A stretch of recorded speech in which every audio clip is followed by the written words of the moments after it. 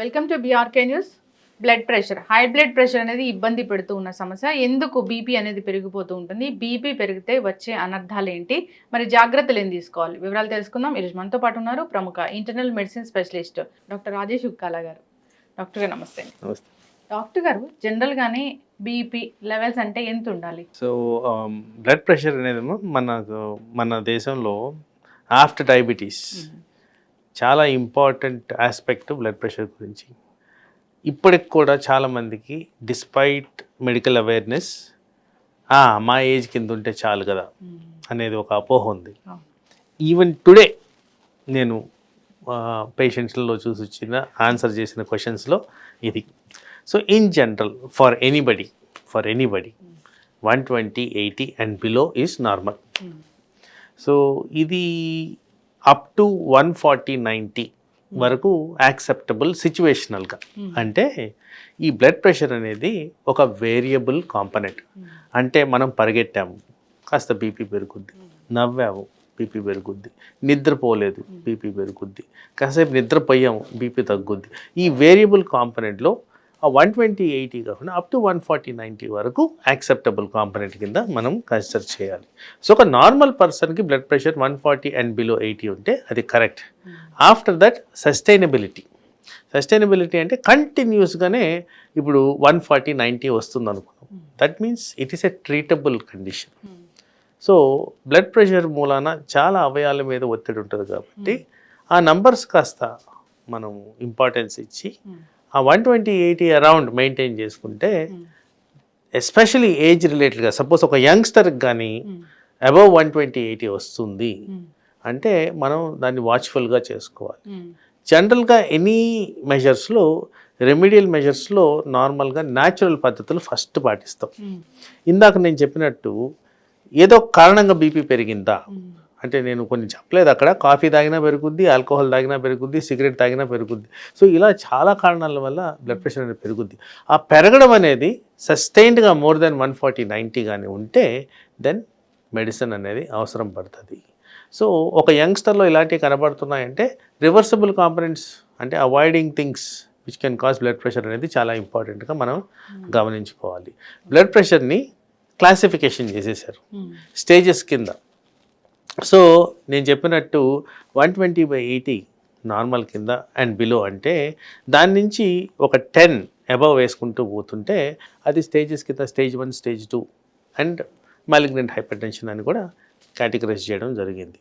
So stage 1 కూడా కాదు, మనం ప్రీ హైపర్టెన్సివ్ స్టేజ్లోనే జాగ్రత్తలు తీసుకొని ఎక్కువ పెరగకుండా అవాయిడ్ చేసుకోవడం అనేది ఇంపార్టెంట్. డాక్టర్ గారు, ఇప్పుడు 130 అలా వస్తూ ఉందంటే అప్పుడు డాక్టర్ దగ్గరికి వెళ్ళి చెకప్ చేయించుకోవాల్సిన అవసరం ఉంది. ఇక్కడ risk stratification or customization to the patient. Suppose ఒక పర్సన్ ఉన్నారనుకున్నాం, మేబీ అరౌండ్ 35 years, 130, 85 అలా వస్తూ ఉంది. ఆయనకి వేరే అసోసియేటెడ్ కండిషన్స్ ఏవీ లేవు. అంటే ఏవీ లేవంటే ఉపకాయం కూడా లేదు, అంటే రిస్క్ ఫర్ హెల్త్ డిజీజ్ అనేది ఏవీ లేకుండా ఉన్నప్పుడు ఆయన్ని న్యాచురల్ రెమెడీస్ కింద మనం కన్సిడర్ చేసేసి బాడీ మాస్ ఇండెక్స్ ఎలా ఉంది, సాల్ట్ ఇంటేక్ ఎలా ఉంది, ఎక్సర్సైజ్ యాక్టివిటీ ఎలా ఉంది, నిద్ర ఎలా ఉంది, ఇవన్నీ రివర్సిబుల్ కాంపనెంట్స్. ఇవన్నీ చేసి కూడా ఇంకా పర్సిస్టెంట్గా ఉంటే అప్పుడు మీరు అన్నట్టు డాక్టర్ని సంప్రదించి ట్రీట్మెంట్ తీసుకోవాల్సిన అవసరం ఉంటుంది. బట్ ఫస్ట్ ఇన్వెస్టిగేషన్స్, ఏ కారణంగా ఇది వచ్చి ఉండొచ్చు, దీన్ని ఎలా రివర్స్ చేయొచ్చు అనేది మోస్ట్ ఇంపార్టెంట్. ఓకే, ఇప్పుడు చాలా బ్లడ్ ప్రెషర్ వచ్చింది అంటే 140 దాటి వచ్చింది అన్నప్పుడు అంటే అది ఆల్ ఆఫ్ సడన్గా పెరుగుతుందా డాక్టర్ గారు? జనరల్గా ఎప్పుడు బ్లడ్ ప్రెషర్ అనేది చాలా హై అయిపోతుంది, ఒక 200 వరకు వెళ్ళే సిచ్యువేషన్ అనేది ఉంటుంది? ఒకటి ఏంటంటే మీరు ఫస్ట్ అడిగిన క్వశ్చన్ ఎప్పుడు హై అయిపోవచ్చు. సో దానికి రెలవెన్స్గా మనం ఎప్పుడు దీన్ని కరెక్ట్గా తీసుకోవాలి అంటే కన్సిస్టెంట్గా more than 2 to 3 times in a week at different times of the day 140 and 90 above వస్తుందంటే ఎస్, ఇది హయ్యర్ బ్లడ్ ప్రెషర్, దీనికి డాక్టర్ని సంప్రదించాల్సిన అవసరం ఉంది. మీరు అడిగిన సెకండ్ క్వశ్చన్ ఎప్పుడు చాలా హై అయిపోద్ది, 200 దగ్గరికి ఎప్పుడు వెళ్ళిపోద్ది. జనరల్గా ఇది ఎమోషనల్కి ఎక్కువగా రిలేటెడ్ ఉండేది. సో ఎక్కువగా కోప్పడ్డారు, ఇది ఎక్కువ సాధారణంగా జరిగేది. ఆ కోపపడిన టైంలో బాడీలో కొంత మార్పులు వస్తాయి, హార్మోనల్ సర్జ్ అంటాం, అవి జరిగినప్పుడు బీపీ పెరిగేదానికి ఆస్కారం ఉంది. ఒక యంగ్స్టర్లో మేబీ తట్టుకోగలుగుతారేమో కానీ ఏజ్ పెరిగే కొన్ని దానివల్ల అనర్థాలు చాలా ఎక్కువ. కామన్గా వచ్చేది heart attack, brain attack. So ఇది బ్రెయిన్ అటాక్కి దారితీస్తుంది కాబట్టి సాధారణంగా మనం హాస్పిటలైజేషన్ అయిన తర్వాత చెప్పేది ఏంటంటే, అరే ఈయనకు హార్ట్ అటాక్ వచ్చింది, ఈయనకు బ్రెయిన్ అటాక్ వచ్చింది. అందరూ మిస్ అయ్యే పాయింట్ ఏంటంటే బ్లడ్ ప్రెషర్ మూలాన వచ్చింది, అది వైస్ వర్స కాదు. ఆయనకు హార్ట్ ఎఫెక్ట్ అయినందువల్ల బీపీ పెరగడం కాదు, ముందు నుంచే బ్లడ్ ప్రెషర్ హై ఉన్నందువల్ల ఎఫెక్ట్ అయింది. ఎందుకు ఇది చాలా క్లియర్గా చెప్తున్నానంటే, చాలా మటుకు క్లినికల్ కాంటెక్స్లో, ఇన్ ప్రాక్టీస్లో నెగ్లిజెన్స్ చాలా ఎక్కువ ఉంది, blind I towards blood pressure ఉంది. ఇన్ఫ్యాక్ట్ కొన్ని ఇంటర్నేషనల్ పబ్లికేషన్స్లో మన దేశంలో ఆల్మోస్ట్ ఒక 15 years అర్లీగా చనిపోతున్నారు జస్ట్ బికాస్ దీన్ని సరిగ్గా కంట్రోల్ చేయలేకపోతున్నారు ఆర్ యాక్సెప్ట్ చేయలేకపోతున్నారు. సో బ్లడ్ ప్రెషర్ని కరెక్ట్గా మనం ఉద్దేశించి మాట్లాడాలంటే దాన్ని కరెక్ట్గా అదుపులో ఉంచితే దాని నుంచి వచ్చే అనర్థాలు రాకుండా మనం కాపాడుకోవచ్చు. అంటే మందులు వాడుతుంటే కూడా ఒక్కొక్కసారి ఈ బీపీ అనేది హైకి వెళ్ళే సిచ్యువేషన్ అనేది ఉంటుందా? చాలా ఇంపార్టెంట్ ఆస్పెక్ట్. ఇక్కడ ఇన్ ప్రాక్టీస్ మాకు ఉన్న ఒక పెద్ద ఛాలెంజ్ ఏంటంటే, మీరు ఒక పేషెంట్గా వచ్చారనుకుందాం, బ్లడ్ ప్రెషర్ అట్లా అబ్నార్మల్గా వచ్చింది, నేను ట్రీట్మెంట్ ఇచ్చాను, 3 నెలలు వాడారు, ఇంకా నార్మలే ఉందని కానీ మానేస్తుంటారు. అది ఫస్ట్ పాయింట్. ఆ మానేసినప్పుడు ఏమవుతుందంటే ప్రెషర్ కుక్కర్కి ఆ ప్రెషర్ తీయకుండా లిడ్ ఓపెన్ చేసినట్టు ఇంపాక్ట్ బాగా ఎక్కువ ఉంటుంది బాడీ మీద, ఎందుకంటే సడన్గా బ్లడ్ ప్రెషర్ పెరిగిపోద్ది. అది number 1. Number 2, okay blood pressure diagnose చేశారు, నేను చెప్పినట్టు రివర్సిబుల్ ఫ్యాక్టర్, న్యాచురల్గా తగ్గించుకునే ప్రాసెస్లో ఉన్నారు, బట్ ఒక పర్టికులర్ ఫంక్షన్ అటెండ్ అవ్వడము ఆర్ జిమ్ యాక్టివిటీ అటెండ్ అవ్వడము or emotional disturbance, fighting something జరిగింది. ఆ జరిగినప్పుడు ఏమవుతుందంటే ఈ ఎమోషన్స్ కారణంగా విపరీతమైన బ్లడ్ ప్రెషర్ సడన్గా పెరిగేదానికి ఆస్కారం ఉంది. కానీ అక్కడ మనం దాన్ని ముందు నుంచి అదుపులో ఉంచుంటే ఈ అనార్థానికి దారి తీయకుండా, అంటే తరచుగా మనం ఫ్రీక్వెంట్గా చూస్తున్నాం, జిమ్లో యాక్టివిటీ చేస్తూ కొలాప్స్ అయిపోయారు, ఈయనకి హార్ట్ అటాక్. అందరికీ హార్ట్ అటాక్ వచ్చిందని చెప్తున్నారే కానీ దానికి అసలు మెయిన్ రీజన్ ఏంటి, హార్ట్ అటాక్ రాకముందు ఏం జరిగింది అనేది ఎక్కడ మనం దాన్ని ఎస్టాబ్లిష్ చేయడం కూడా కష్టమే. అంటే జనరల్గా హార్ట్ అటాక్ వచ్చిందంటే డాన్స్ చేస్తున్నప్పుడు, అంటే బాగా ఫిజికల్ యాక్టివిటీ చేస్తున్నప్పుడే వస్తుందనే కదా డాక్టర్ గారు, అంటే బీపీ పెరిగినట్టు మోస్ట్ లైక్లీ అది ఉంటుంది. కానీ సరిగ్గా చేసుకొని దాన్ని క్లారిటీగా ఎస్టాబ్లిష్ చేయడం అనేది జరగట్లేదు కాబట్టి బీపీని అంత ఎక్కువగా మనం హైలైట్ చేయలేకపోతున్నాం. వాస్తవానికి any brain attack, heart attack most common reason దీనికి సంబంధించి డయాబెటీస్ కానీ, బ్లడ్ ప్రెషర్ కానీ, హై కొలెస్ట్రాల్ కానీ, ఇవే ఉంటాయి కారణాలు. సో అందుకోసం one of the important component అక్కడ బ్లడ్ ప్రెషర్ కాబట్టి దాని మీద ఎక్కువ ఫోకస్ చేయాలి, దాని మీద ఎక్కువగా ఇంపార్టెన్స్ ఇవ్వాలి. స్లైట్ డీవియేషన్స్ ఉన్నా కానీ ఏముందిలే అనేది కాకుండా దాన్ని ప్రాపర్గా అసెస్ చేసుకొని న్యాచురల్ పద్ధతుల్లోనే కూడా మనం తగ్గించుకునే విధంగా దాన్ని చేసుకోవచ్చు. అయితే డాక్టర్ గారు, ఇప్పుడు బాగా బీపీ పెరిగిపోతే హార్ట్ అటాక్ కానీ బ్రెయిన్కి సంబంధించిన ఇష్యూ కానీ వస్తుందా? అంటే ఇంకా చాలా అనర్థాలు ఉన్నాయి. బేసిక్లీ టాప్ టు బాటమ్ తీసుకుంటే బ్లడ్ ప్రెషర్ మూలన డైరెక్ట్గా ఎఫెక్ట్ అయ్యేది ఏంటి, కళ్ళు. సో హైపర్ టెన్సివ్ రెటినోపతి అంటాం, దాంట్లో చాలా రకాలు ఉన్నాయి. తర్వాత బ్రెయిన్ స్ట్రోక్స్ రావడం, ఈ డిమెన్షియా రావడం, వివిధ రకాల బ్రెయిన్ స్ట్రక్చరల్ అబ్నార్మాలిటీస్ రావడం, ఇలాంటివన్నీ జరుగుతాయి. అలాగే హార్ట్ మీద heart failure, heart arrhythmias, heart functionality కోల్పోవడం, ఇలాంటివన్నీ, లెఫ్ట్ వెంట్రుకులర్ హైపర్ట్రోఫీ, చాలా ఉన్నాయి. హార్ట్ మీద కూడా వివిధ రకాల అబ్నార్మల్ థింగ్స్ జరుగుతాయి. అలాగే ఇంకా కొద్ది కిందకు వస్తే కిడ్నీస్ మీద చాలా సాధారణంగా కిడ్నీకి బ్లడ్ ప్రెషర్కి కనెక్షన్ ఉంటుంది, ఎందుకంటే రెగ్యులేషన్ అంతా అవి రెండు కనెక్టెడ్ ఉంటుంది. సో అబ్నార్మల్ బ్లడ్ ప్రెషర్ కారణంగా కిడ్నీ మీద ఒత్తిడి వచ్చి కిడ్నీ ఫెయిల్యూర్కి దారితీయడం, డయాలిసిస్కి దారితీయడం, ట్రాన్స్ప్లాంట్కి దారితీయడం, ఇలాంటివన్నీ జరుగుతాయి. ఇవి majority of the abnormal things. But మైనర్గా కూడా ప్రతి బ్లడ్ వెజల్లో ఈ ప్రెషర్ ఎఫెక్ట్స్ వల్ల కాస్త మనం వినుంటాం అథెరోస్క్లిరోసిస్, అంటే ఆ బ్లడ్ వెజల్లో సప్లై అయ్యే బ్లడ్ వాల్యూమ్ తగ్గిపోవడం, స్టిఫ్నెస్ పెరగడం. సో ఇలాంటి చాలా అబ్నార్మాలిటీస్ బ్లడ్ ప్రెషర్ మూలాన మన బాడీలో జరుగుతాయి. బీపీ టాబ్లెట్ వేసుకుంటూ కూడా బీపీని కంట్రోల్ చేసుకొని పూర్తిగా రివర్స్ చేసుకునే అవకాశం కూడా ఉంటుందా డాక్టర్ గారు? అంటే ఇక్కడ నేను ఫస్ట్ చెప్పిన విధంగా ప్రైమరీ ఆరిజిన్ ఆఫ్ బీపీ ఎక్కడి నుంచి వచ్చింది. సో బీపీ కాంపనెంట్స్లో ఫస్ట్ మనం అనుకుందాం నిద్ర సమంగా పోనందుకు వచ్చింది అనుకుందాం. మరి నిద్ర సమంగా అయిందా లేదా అనేది చూసుకోవాలి. అది ఒక్క కారణమా కాదా అని చూసుకోవాలి.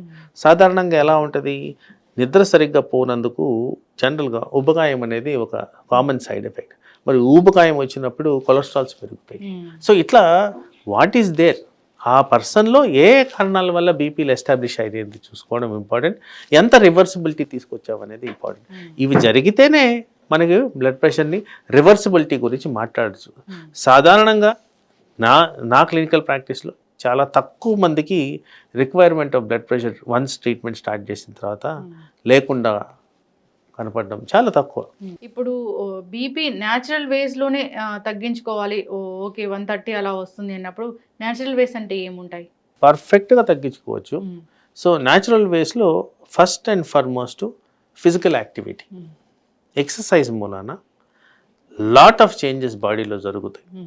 ఈ చేంజెస్లో హార్మోనల్ రెగ్యులేషన్ బెటర్గా ఉంటుంది, ఫ్యాట్ కాంపనెంట్ కరిగిపోద్ది, తర్వాత ఈ బ్లడ్ వెజల్స్లో ఉన్న థిక్నెస్ బెటర్గా ఉంటుంది, హార్ట్ ఫంక్షనాలిటీ బెటర్గా ఉంటుంది. ఇది ఎక్సర్సైజ్ ద్వారా తగ్గించుకోవచ్చు. రెండోది the most important salt intake. Salt మూలాన బ్లడ్ ప్రెషర్ పెరుగుద్దని చాలామందికి తెలిసిన విషయం. ఇది సాల్ట్ని రెస్ట్రిక్ట్ చేసుకోవాల్సిన అవసరం ఉంది. సిగ్నిఫికెంట్ అమౌంట్ ఆఫ్ సాల్ట్ మనం తింటాం మన అలవాటు ప్రకారం.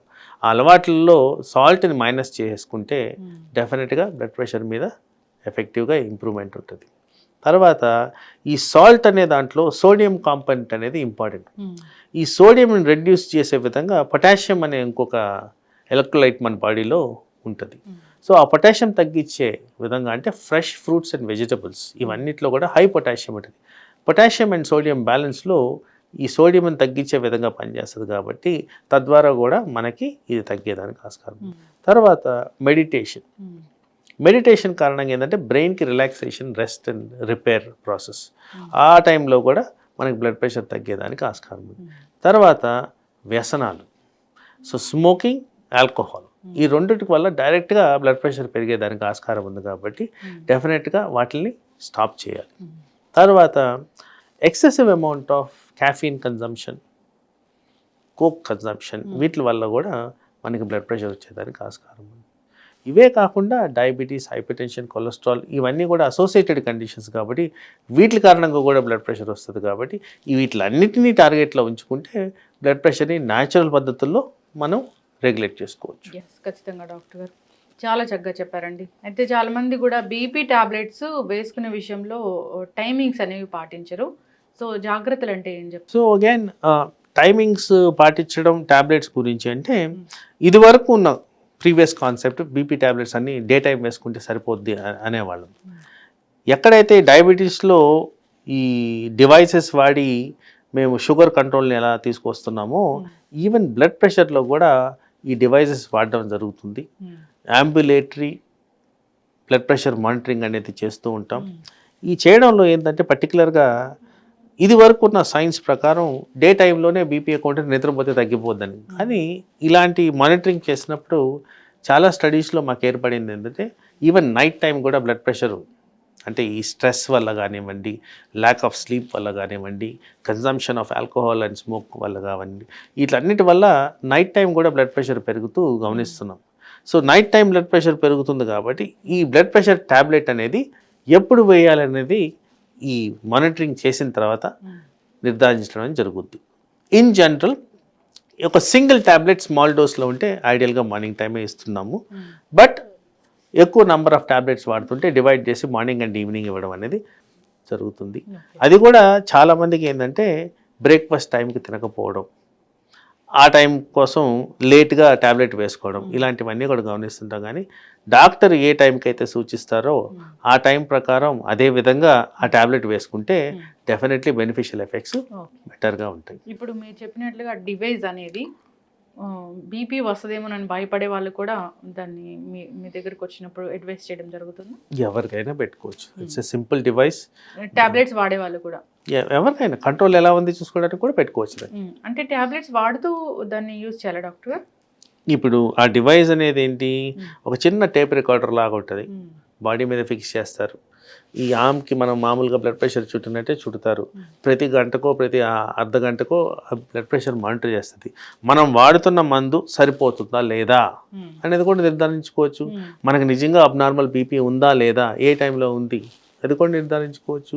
Required amount of targets reach అవుతున్నారా లేదా, ఈ డివైస్ ద్వారా ఇవన్నీ కూడా మనం కన్ఫర్మ్ చేసుకొని అదే విధంగా మెడికేషన్ కూడా అడ్జస్ట్ చేయాల్సిన అవసరం ఉంటుంది. Thank you so much doctor గారు. వెరీ అడ్వాన్స్గా ఉంది ఇదైతే. అందరూ దీన్ని యూస్ చేసుకోవాలని కోరుకుందాం. చాలా చక్కటి ఇన్ఫర్మేషన్ అండి. ధన్యవాదాలు. నమస్తే.